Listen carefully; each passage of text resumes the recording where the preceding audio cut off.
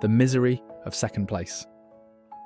When we watch sports competitions, we often see that the silver medalist, the person in second place, is distraught and cries. In contrast, the bronze medalist, who just beat the fourth place team, is often very happy, sometimes as happy as the first place team. So why is it that the person in second place, who should logically be happier than the person in third, often appears much more miserable? Why is a silver medal often less satisfying than a bronze? People explain this by saying that the silver medalist's mindset is often filled with regret. They feel they were just a tiny bit short, just needed to try a little harder, and they would have gotten first place. For the bronze medalist, however, their thinking's more along the lines of, "Oh wow, I almost didn't get any medal at all, but I got one, and that's great."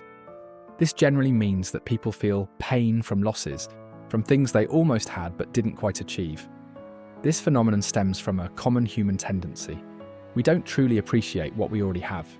We only feel pain when we lose something. We often don't fully acknowledge the things we possess. For example, we can walk, see the world, and breathe the air, which puts us ahead of many people, yet we rarely pay much attention to these things. But then one day, if our leg hurts or our eyes are red, or we have a runny nose, we suddenly wish we could go back to normal. Normal was already pretty good, already quite happy.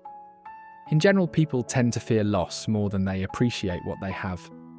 Getting back to the topic of sports, I've observed that society generally wants children to be competitive from a young age. They want them to be graded, to have first and second places. People believe this pushes them to strive, but it also instills an emotion in children, the need to compare themselves to their friends.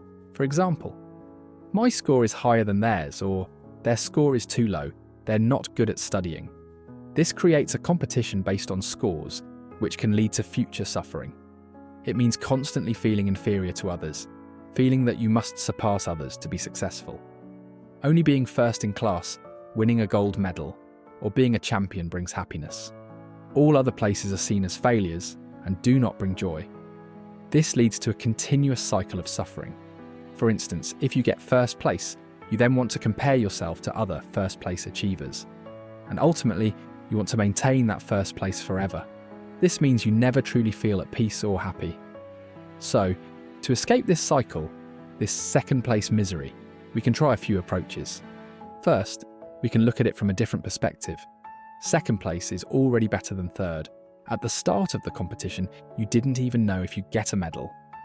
So, you're already ahead of the third place person. Second, we can consider that first or second place is often just a matter of luck or circumstance. Sometimes it just happens that way. Today you're first, tomorrow you might be fifth or sixth. So your ranking's just fate. There's no need to cling to that number. Third, remember that the only person we shouldn't disappoint is our past self. Today you might lose to someone else, but you are the best version of yourself you've ever been. In the timeline of this life, you are your best version. You are better than you were yesterday. This means you are first place in your own life, which is definitely worth celebrating. So, compare yourself to your past self. If you see that you're still improving, that you've given your best, you'll feel happier than constantly comparing yourself to others.